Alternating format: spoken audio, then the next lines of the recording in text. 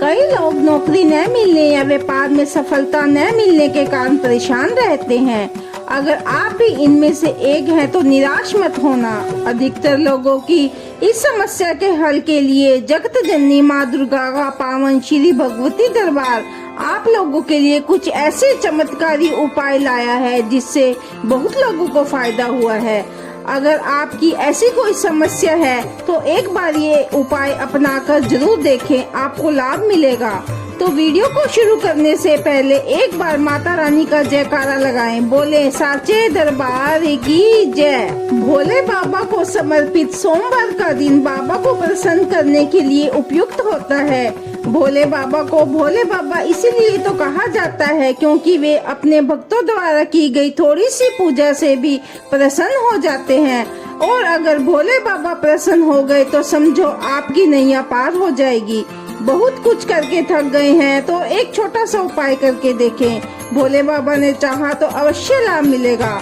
आपको करना क्या है, कच्चा दूध लीजिए जितनी आपकी श्रद्धा हो और 5 या 7 चावल के दाने ले लीजिए। ध्यान रखें कि चावल के दाने टूटे हुए ना हो, साबुत दाने हो। अपनी मनोकामना को मन में कहते हुए बाबा को चावल के दाने और कच्चा दूध अर्पित कर दे। परंतु याद रखना है इस बात का कि पूरी श्रद्धा और भाव से करें ये उपाय। बिना भाव के तो भोले बाबा कुछ भी स्वीकार नहीं करते, फिर या वो हीरो का हार ही क्यों ना हो। ऐसा ही एक चमत्कारी उपाय है रुद्राक्ष। कहते हैं एक समय भगवान शिव हजारों साल तक गहन ध्यान में चले गए थे।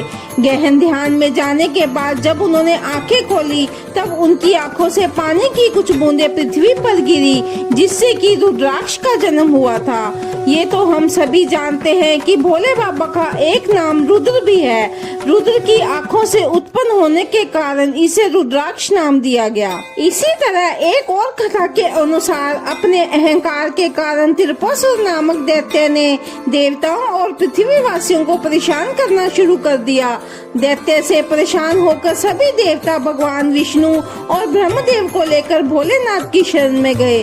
देवताओं की पीड़ा सुनकर भोले बाबा गहन ध्यान में चले गए और जब उन्होंने अपनी आंखें खोली तो उनकी आंखों से आंसू बहे। कहा जाता है जहाँ जहाँ उनके आंसू गिरे वहाँ पर पेड़ उत्पन्न हो गए थे।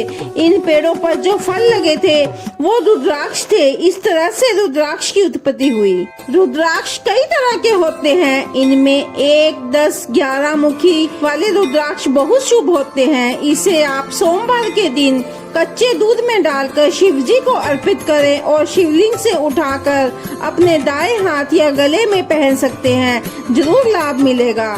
जो लोग अपना नया व्यापार शुरू करना चाहते हैं तो बजरंग बली की पूजा का भी बहुत महत्व है। ये तो हम सभी जानते हैं कि हनुमान जी शिव के ही अंश है। मंगलवार और शनिवार को बजरंग बली की पूजा करें। हो सके तो हनुमान चालीसा का पाठ अवश्य करें।